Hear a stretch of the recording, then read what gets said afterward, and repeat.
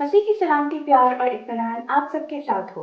मैं हूं आपकी होस्ट सोनिया एंड्रूज और आप देख रहे हैं होशाना टीवी और हमारा प्रोग्राम खवातीन बाइबल। जिस पे मैं मिलवाती हूं आपको उन खवातीन से जो अपने पैशन और प्रोफेशन से कर रही हैं मसीह यीशु की जिंदगी का प्रचार, और बाइबल मुकद्दस में से हम सीखते हैं उन किरदारों से जिंदगी जीने का हुनर। आज की हमारी मेहमान हमारे साथ मौजूद हैं।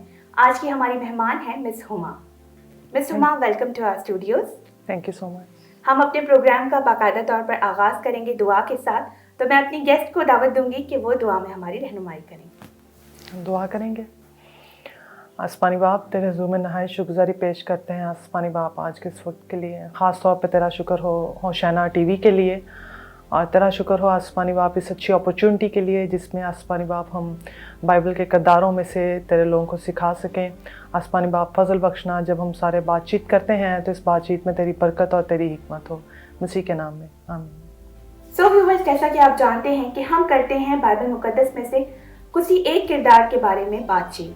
तो हमारे आज का किरदार जो हमने आपके लिए सिलेक्ट किया है वो है एक मलिका आस्तर। आपने बाइबल मुकद्दस में उनकी किताब भी देखी होगी। बाइबल मुकद्दस में सिर्फ दो खवातीन ऐसी हैं जिनके बारे में मुकम्मल किताबें लिखी गई, रूथ की कहानी और मलिका आस्तर की कहानी।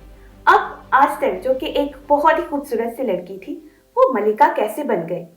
आज के इस एपिसोड में हम सीखेंगे और जानेंगे कि एक खूबसूरत और बहुत ही बहादुर दिलेर लड़की कैसे मलिका बन गई। तो आइए हम अपनी मेहमान से अपने किरदार के बारे में सीखते हैं। Thank you so much miss.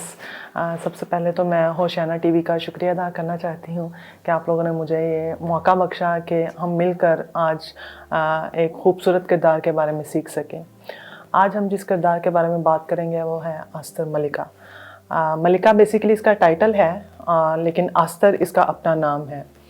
और आस्तर एक वो खूबसूरत और एक नौजवान बिल्कुल लड़की है जिसको हम आज के दौर में बड़े अच्छे तरीके से जिसकी मिसाल देकर हम सिखा सकते हैं जिस पर।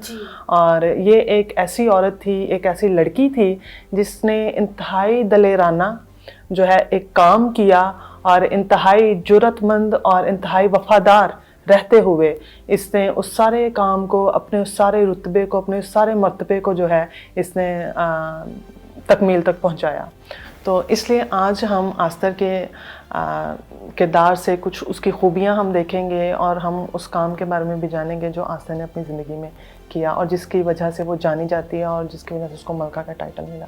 मिस हुमा, आप हमें बताएं कि मलिका आस्तर बेसिकली थी कौन। आस्तर मलिका एक बहुत ही मामूली सी एक यहूदी लड़की थी, जैसे आज मैं और आप एक इंतहाई आम जो है वो लड़कियां हैं, इसी तरह वो भी एक इंतहाई आम और मामूली लड़की थी जो रोज़मर्रा के अपने जो काम हैं वो सारे, और सोसाइटी में कैसे रहना है वो सारा कुछ एक आम शहरी की तरह कर रही थी। यह है कि उसके वालिदैन की डेथ हो चुकी थी और वो अपने तायाजाद भाई यानी मर्दगी के साथ रहती थी, और उसके वालिदैन की जो मौत है उसके बिल्कुल बचपन में ही, अर्ली एज में ही हो चुकी थी। इसलिए मर्दगी ने अपनी चचाजाद बहन को जो अपनी बेटी के तौर पर पाला, और बाइबल हमें बताती है कि उसका नाम हदसा था, लेकिन फिर बाद में उसका नाम जो है वो उसको आस्तर के नाम से अब हम पुकारते हैं, या उस वक्त में भी जो है उसका नाम आस्तर था। और मर्दगी ने उसको अपनी बिल्कुल बेटी की तरह पाला, और आस्तर ने भी बेटी होने का ही सबूत दिया और बिल्कुल वो उसके साथ वफादार रही। हम बिल्कुल बाप की तरह ही उसने उसका हर बात में कहना माना, और फिर बाद में जो है वो जब महल पे पहुंचाई गई उसके बाद भी, मलका बनने के बाद भी वो बिल्कुल बेटी की तरह ही अपने भाई के, अपने तायाजाद भाई के ताबे रही। तो हम बाइबल मुकद्दस में देखते हैं कि वो बहुत दिलेर थी, तो उनकी दिलेरी के बारे में कुछ बताइए। जी बिल्कुल। बाइबल हमें बताती है कि एक्सवेरस बादशाह जो उस टाइम पे 127 सूबों पर हाकिम था, जब उसकी बीवी ने, उसकी मलिका ने, वश्ती मलिका ने जब उसका कहना मानने से इनकार कर दिया और उसने फिर उसको जो है वो तख्त से उतार दिया और फिर ऐलान करवाया कि बादशाह के हुज़ूर कुंवारियाँ जो हैं वो हाजिर की जाएं और बादशाह के लिए लाई जाएं पूरे मुल्क से, पूरे तमाम 127 सूबों से, ताकि बादशाह के लिए एक नई मलका जो है ना वो तलाश की जाए। उस वक्त में फिर आस्तर मलिका जो है वो भी पहुंचाई गई बादशाह के कसर में, बादशाह के महल में। और जब وقت پورا ہوا طہارت کا اور پھر اس کے بعد آستر کو بادشاہ کے حضور پیش کیا گیا اور پھر بادشاہ نے اس کو اپنی ملکہ کے طور پر لیا. بادشاہ نے اس کو سلیکٹ کیا اپنی ملکہ کے طور پر. اور بائبل میں لکھا ہے کہ آستر ایک نہایت خوبصورت اور حسین لڑکی تھی اور پھر بادشاہ نے اس کو جو ہے اپنی ملکہ کے طور پر لیا اور اس کو اپنی ملکہ بنایا اور یوں آستر کو ملکہ کا جو ہے وہ ٹائٹل ملا. اور جب وہ ملکہ بنی اور ملکہ بننے کے بعد پھر ایک جو ہے وہ ایک جال رچا گیا تاکہ یہودیوں کو جو ہے وہ قتل کر دیا جائے, بالکل مار دیا جائے, جو ہے وہ سارے جو مملکت ہے اس میں سے ان کا نام و نشان ہی ختم کر دیا جائے. تو پھر آستر کی جو دلیری ہے, اس کی جرت ہے, وہ پھر ہمیں سامنے نظر آتی ہے کہ آستر نے کس طور سے دلیرانہ جو ہے وہ قدم اٹھایا اور آستر بادشاہ کے حضور گئی اور اس نے پھر اپنی جو التجا ہے وہ بادشاہ کے حضور رکھی. اس میں جو ہمیں ایک بڑا ہائی پوائنٹ پر ایک جو ہمیں نظر آتا ہے مقام, ویسے تو کہتے ہیں کہ آستر کی کتاب میں خدا کا کوئی لفظ نہیں لکھا ہوا, یا یہ نہیں مرتقی نے ایک دفعہ بھی نہیں کہا کہ خدا, یا آستر نے ایک دفعہ بھی نہیں کہا خدا. اسکالرز جو ہیں وہ اس پہ اعتراض کرتے ہیں کہ اس کو بائبل میں نہیں ہونا چاہیے کیونکہ اس میں خدا کا لفظ ایک دفعہ بھی یا دعا کا لفظ ایک دفعہ بھی نہیں آیا. لیکن آستر کی جو سٹیٹمنٹ تھی اور آستر کا جو قدم تھا اس سارے پلاننگ کو روکنے کے لیے وہ انتہائی ضروری تھا. اسی لیے جو ہے وہ اس کتاب کو بائبل کی اہمیت جانتے ہوئے یا کینن کے وہ سارے پروسیجر میں سے گزار کر آستر کی کتاب کو بائبل میں رکھا گیا. اور میں سمجھتی ہوں کہ یہ آج کی ہماری خواتین کے لیے بڑا ضروری ہے, ہمارے سیکھنے کے لیے, قوم کو جرت سے بچانا اور اسے آنے والے وقت کے لیے تیار کرنا. بالکل, یہ واقعی خاص طور پہ نوجوان لڑکیاں جو ہیں ان کے لیے بڑا ضروری ہے کہ کیسے آپ جہاں پہ ہو وہاں پہ رہتے ہوئے آپ نے کیسے اپنی ذمہ داری کو جو آپ کو دی گئی ہے وہ پورا کرنا ہے. کیونکہ جب حمان نے یہودیوں کو مروانے کے لیے اس نے فرمان جاری کروا دیا بادشاہ کی انگوٹھی کی چھاپ لگوا کر, تو مرتقی نے پھر آستر کو یہ پیغام بھجوایا کہ اب جو ہے نا قوم خطرے میں, اب کچھ کر. تو آستر نے پھر جو ہے وہ اس ٹائم پہ آستر جو ہے وہ اس نے ایک دم سے وہ بڑا اس نے لیڈرشپ والا رول جو ہے وہ کیا کہ اپنی قوم کے لیے وہ کھڑی ہوئی. ہاں جی, لیڈرشپ والا رول کیا, لیکن ایک دم سے اس نے ڈیسائیڈ نہیں کیا. وہ اس نے پہلے مرتقی کو آرگیو کیا, لیکن مرتقی نے پھر اس کو کہا کہ اگر تو جو ہے وہ یہ نہ سمجھ کہ تو خاموش رہے گی اور تو بتائے گی نہیں کہ تو یہودی ہے تو تو بھی بچ جائے گی, مرے گی تو بھی, اگر ہم نہیں رہیں گے تو بھی نہیں رہے گی. لیکن میں سمجھتی ہوں کہ آستر اس لیے نہیں خاموش رہی کیونکہ آستر ڈرتی تھی. آستر شاید اس لیے خاموش رہی کیونکہ وہ دیکھ رہی تھی. بالکل, کیونکہ وہ ایک بیوی تھی اور وہ اپنے شوہر کے تابع تھی. شاید آستر اس لیے بھی خاموش رہی. اور کہیں نہ کہیں وہ بیوی کا کردار اس کے ذہن میں پہلے آیا ہوگا. جیسے وہ خدا کے ساتھ وفادار تھی ویسے ہی وہ اپنے شوہر کے ساتھ بھی, کیونکہ اسے سکھایا یہ گیا تھا وفاداری. اور یہودی اپنے بچوں کو وفاداری, خدا سے وفاداری, رشتوں میں وفاداری بہت زیادہ سکھاتے ہیں. تو اس لیے آستر کو بھی وہی چیز سکھائی گئی تھی کہ آپ نے وفادار رہنا ہے. اور وہ اپنے شوہر کے ساتھ شاید وفادار تھی کیونکہ اس ٹائم پہ یہ قانون تھا کہ بادشاہ جب تک کسی کو اپنے محل میں, خاص طور پر ملکہ کو, خود نہیں بلاتا وہ نہیں آ سکتی. اور اگر بادشاہ کے بلائے بغیر گئی تو بادشاہ اس کو اسی ٹائم مروانے کا حکم دے سکتا ہے. اسی لیے پھر ایسی سخت کنڈیشنز میں اس نے اپنے شوہر سے درخواست کی اپنی قوم کے لیے. اسی لیے پھر اس نے مرتقی کو کہا, کہتا ہے اس نے جب مرتقی کی یہ سٹیٹمنٹ سنی تو پھر مرتقی نے اس کو کہا کہ ہو سکتا ہے کہ خدا نے ایسے ہی وقت کے لیے تجھے جو ہے وہ ملکہ بنایا اور اس جگہ پر رکھا کہ کل کو تو یہودیوں کے لیے, اس کی قوم کے لیے جو ہے وہ کچھ کرے.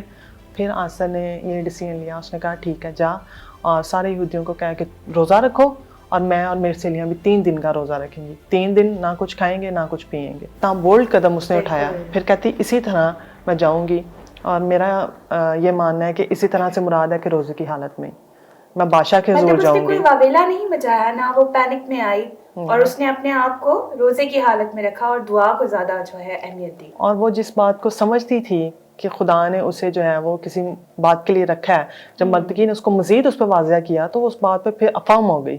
اس کو کامل یقین ہو گیا اس بات پر کہ خدا نے واقعی مجھے کسی بات کے لیے رکھا ہے, یہ بڑا کام میرے وسیلے سے ہونا ہے. بالکل, خدا نے مجھے اسی بات کے لیے رکھا ہے. اور پھر اس نے ایک قدم بھی, 1 انچ بھی پھر وہ پیچھے کو نہیں گئی, پھر وہ آگے کو ہی گئی. اور اسی طرح پھر روزے کی حالت میں پھر وہ بادشاہ کے حضور گئی اور بادشاہ نے اسے پھر اپنے حضور جو ہے وہ عزت بخشی. بادشاہ نے اپنا جو عصا تھا, سنہلا عصا, وہ اس کے لیے اٹھایا. اس کا مطلب یہ تھا کہ بادشاہ نے جان بخشی کر دی ہے، اس کا مطلب یہ تھا. تو پھر اس نے بادشاہ کے حضور بڑے حلیم اس میں آ کر اس نے بادشاہ کے حضور کہا کہ اگر بادشاہ ناراض نہ ہو، اگر بادشاہ میری جان بخشی کرے، اگر بادشاہ میری بات مانے تو میں ایک سوال کرنا تو ہمیں یہ سبق ملتا ہے آستر کے کردار سے کہ اگر کوئی ٹف سچویشن آ جائے تو اس میں ہمیں پینک میں نہیں آنا چاہیے اور فوراً غصہ میں جو ہے وہ نہیں کرنا چاہیے. بڑی عاجزی اور انکساری سے اس نے بادشاہ کے سامنے اپنا سوال اور پہلا جو ہمارا کام ہونا چاہیے وہ خدا کے حضور جھکنا ہونا چاہیے. بالکل، اس نے پہلے خدا کے سامنے، بجائے کہ ہم انسانی عقل سے سوچیں کہ اچھا اب ہم کیا کریں، اب ہم کیا کریں، ہم فلانے سے بات کریں، ہم اس سے بات کریں، ہم یہ کریں، ہم وہ کریں. ڈائریکٹ خدا کے پاس جائیں جیسے وہ خدا کے پاس ڈائریکٹ گئی تھی. اس نے یہ نہیں کہا اچھا چلو ہم دونوں بیٹھتے ہیں اور بات چیت کرتے ہیں، یا اچھا یہودیوں میں سے کچھ معتبر لوگوں کو چن لو تو ہم بیٹھ کے ہم کوئی پلاننگ کرتے ہیں. اس نے ڈائریکٹ کہا کہتے ٹھیک ہے میں، میری سہیلیاں اور پوری یہودی قوم روزہ رکھیں. اور یہ اس کا ایسا سٹیپ تھا جس نے یہودی قوم کی نجات کے لیے راستہ تیار کیا. غلطیوں کے خط میں اس کے چوتھے باب کی چوتھی آیت میں لکھا ہوا ہے کہ جب وقت پورا ہو گیا تو خدا نے اپنے بیٹے کو بھیجا. وقت پورا ہونے سے یہ مراد ہے کہ جب حالات جو ہیں وہ سارے تیار ہو گئے کہ اب خدا ان کی پیدائش ہو، اب سڑکیں وغیرہ ساری بن گئیں، پھر رومی حکومت آ گئی اور سارا کچھ.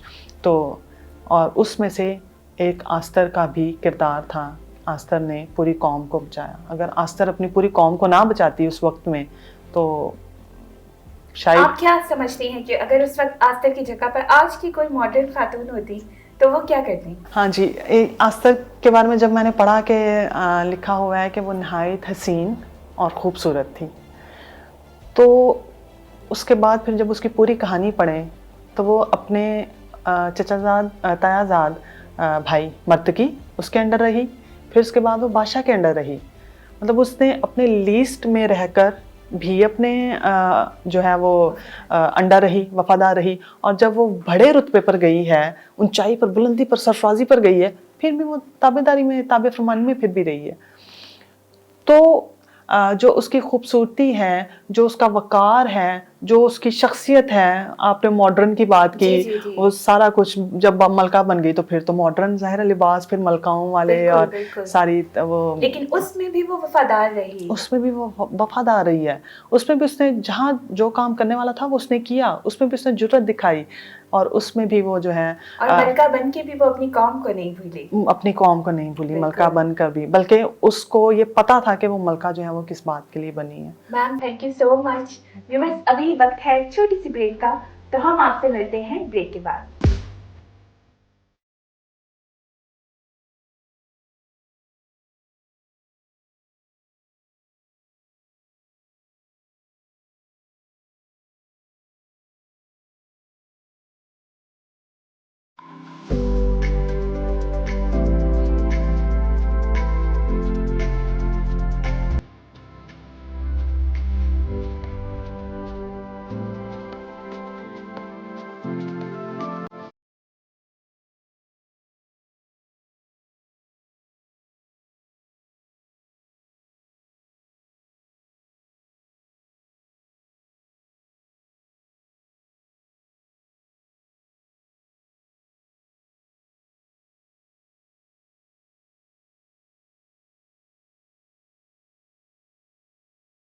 Welcome back viewers. تو ہم آج سیکھ رہے ہیں ملکہ آستر کے بارے میں.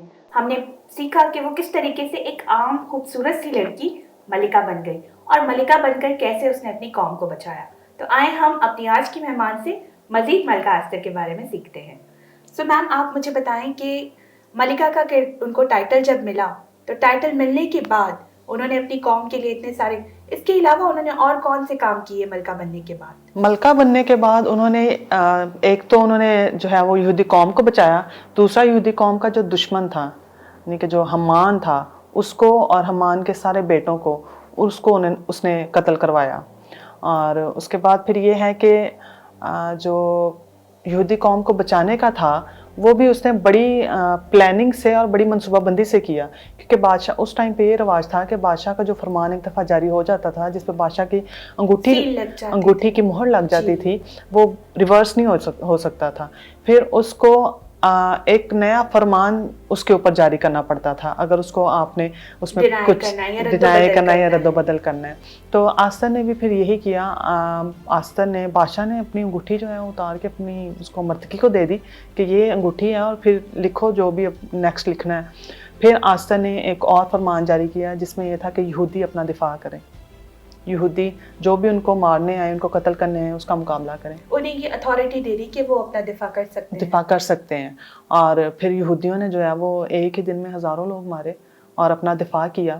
اور اس کے بعد اسی کام کا ایک اور پہلو جو ایک انتہائی جو ہے وہ بڑی اہمیت کا حامل ہے اور وہ یہ ہے کہ جب یہودیوں کا روب پورے قصر سوسن پر پوری جو سلطنت ہے اس پر چھا گیا تو پھر اور بھی جو لوگ تھے اس سلطنت کے وہ بھی یہودی ہونا شروع ہو گئے. وہ بھی خداوند کو انہوں نے بھی قبول کرنا شروع کر دیا. نہ صرف آستر نے اپنی قوم کو بچایا بلکہ بہت سے لوگ اس کے وسیلے سے قوم بنی اسرائیل میں شامل ہوئے. بالکل. اور یہ ایک نہائی جو ہے وہ وسعت کے لیے ایکسپینشن کے لیے ایک بہت اہم کام تھا. جی.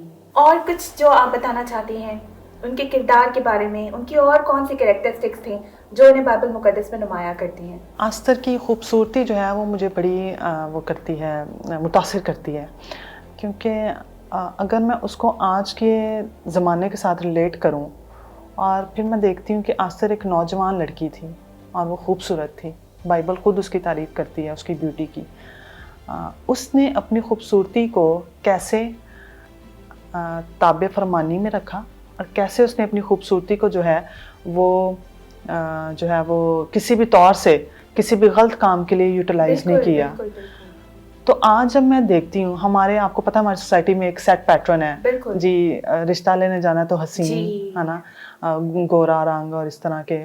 پہلے لڑکیوں کا ہوتا تھا, اب تو لڑکوں کا رشتہ لینے جائیں تو وہ اب تو لڑکوں میں بھی لوگ یہی دیکھتے ہیں.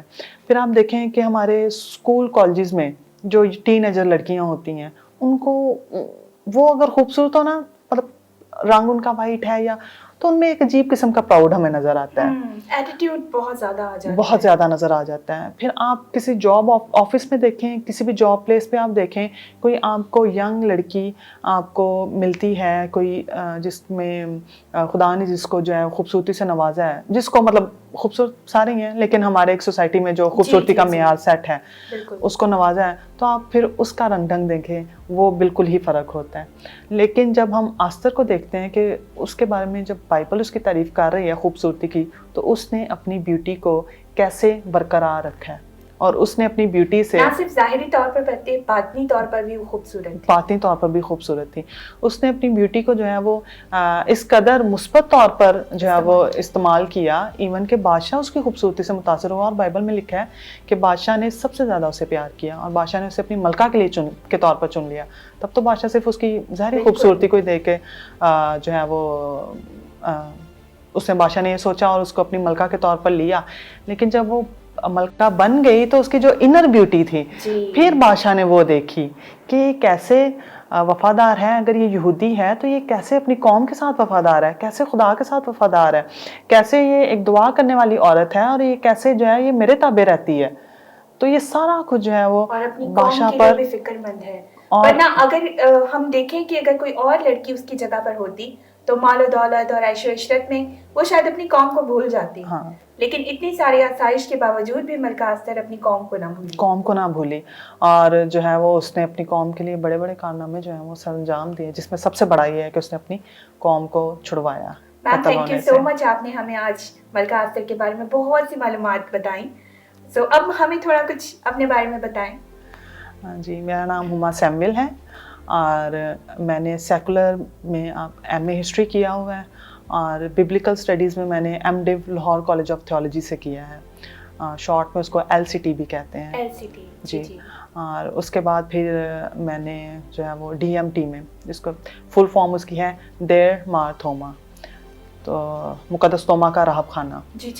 تو یہ ایک ادارہ ہے, یہ مشنل ادارہ ہے, کرسچن آرگنائزیشن ہے, اور وہاں پہ میں ایز اے کوسٹ ویلپر کام کر رہی ہوں, کیونکہ وہاں پہ ہم لوگ جو ہیں وہ مشنل پرسپیکٹیو سے کورسز تیار کرتے ہیں لوگوں کو زندگیوں کو اپلفٹ کرنے کے لیے.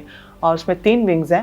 ایک اس میں ہے پروکلمیشن, یعنی کہ اسٹوڈنٹس اور پروفیشنلز، اور ایک اس میں ہے کوئنونیا یعنی کہ چرچ لیڈرشپ، دوسرا اس میں ہے روگن بلسان ڈومیسٹک ورکرز، یا آپ کہہ لیں درجہ چہرم سے تعلق رکھنے والے، جو اس میں خواتین پہ بھی ڈومیسٹک ورکر خواتین پہ کام ہو رہا ہے. اور جو میں روگن بلسان میں کام کر رہی ہوں، ڈومیسٹک ورکرز کے لیے کورسز تیار کر رہی ہوں، کیونکہ ہم جانتے ہیں کہ ہمارے جو ہے وہ پورے ملک پاکستان میں 80% جو عورتیں ہیں وہ ان پڑھ ہیں، اور ان کا جو ہے متوسط طبقے سے تعلق ہے. تو یہ بڑا ضروری ہے اپنی مسیحی قوم کو جو ہے وہ لفٹ اپ کیا جائے، تو ہم ان کے ہر طور سے، ان کے سوشلی، ان کے اسپرچولی، ان کے سائیکولوجیکلی اور ہر پہلو سے ہم جو ہے نا ان کے لیے لیسنس بنا رہے ہیں، ماڈیولس بنا رہے ہیں، تاکہ ہم اور پھر ہم جاتے ہیں اور پھر جب ہم جب انہیں ہم لیسن پڑھاتے ہیں اور پھر ان کی گواہیاں جو ہے وہ پھر سننے والی ہوتی ہیں. ہم نے قرض ایک مرض، ایسا آپ کو پتہ ہے طبقہ قرض زیادہ لیتا ہے، تو مطلب شادی بیاہ عقیقہ ہے تو قرض لے لیا، یا کچھ اس طرح بھٹے پہ جو لوگ کام کرتے ہیں وہ بہت زیادہ قرض لیتے ہیں. ہاں جی، تو پھر جب ہم نے قرض ایک مرض پڑھایا تو اس کے بعد عورتوں نے جو ہے وہ اپنے گھروں میں چھوٹا موٹا بزنس، چھوٹا موٹا کام انہوں نے شروع کر دیا لا کر. تو نیکسٹ ٹائم جب ہم گئے تو یہ گواہی ہمارے لیے بہت بڑی اویئرنیس ہماری خواتین کو ہونی چاہیے کہ نمود و نمائش میں نہ جائیں.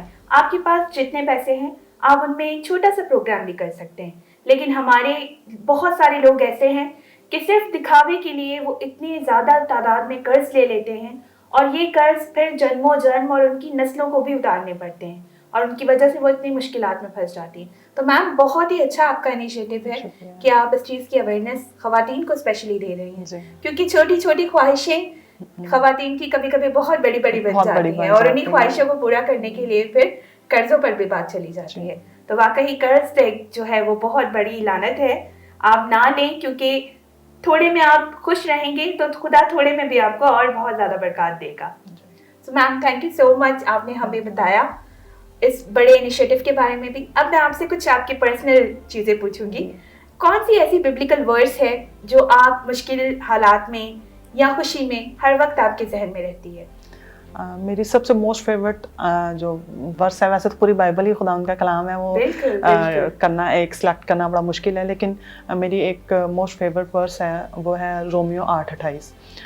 ہم کو معلوم ہے کہ سب چیزیں مل کر خدا سے محبت رکھنے والوں کے لیے بھلائی پیدا کرتی ہیں، ان کے لیے جو اس کے ارادے کے موافق بلائے گئے ہیں.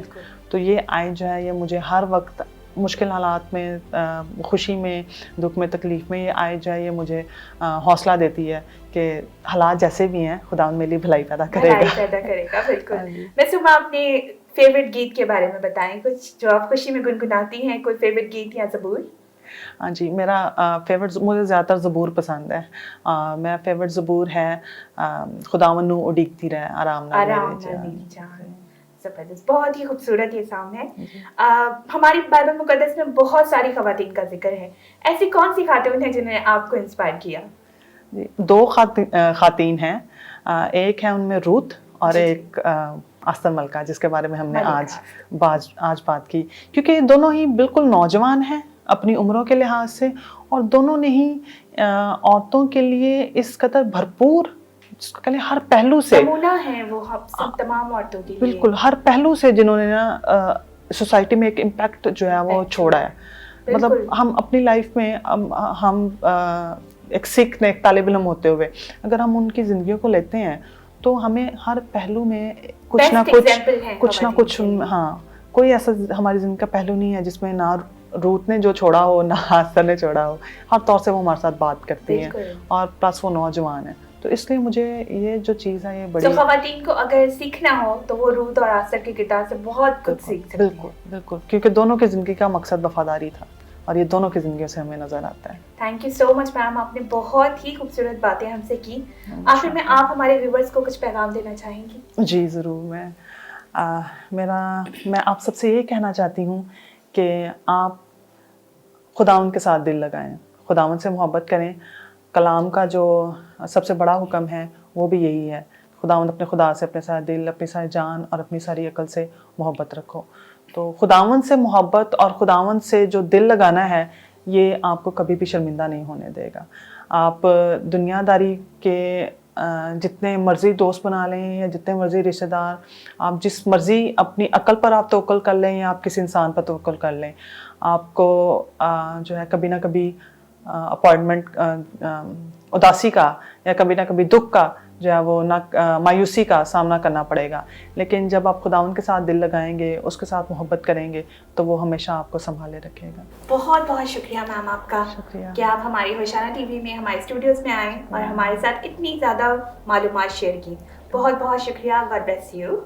آپ کا بھی بہت بہت شکریہ، اور ہوشیانہ چینل کا بہت شکریہ. آپ نے مجھے اس لائق سمجھا کہ میں آپ کے ساتھ آؤں اور آپ کے ساتھ شیئرنگ کر سکوں. Thank you so ma'am. Much. Thank you. God bless you. God bless you too.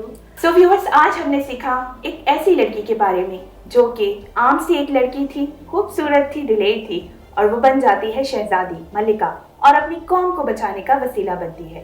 سو اب وقت ہے کہ ہم لیں آپ سے اجازت. سو ہم آپ سے ملیں گے اگلے پروگرام میں ایک نئی مہمان کے ساتھ اور ایک نئے ببلیکل کردار کے ساتھ. سو ہم لیتے ہیں آپ سے اجازت. دیکھنا مت بھولیے گا ہمارا پروگرام خواتین بائبل ہوشیانہ ٹی وی کے ساتھ.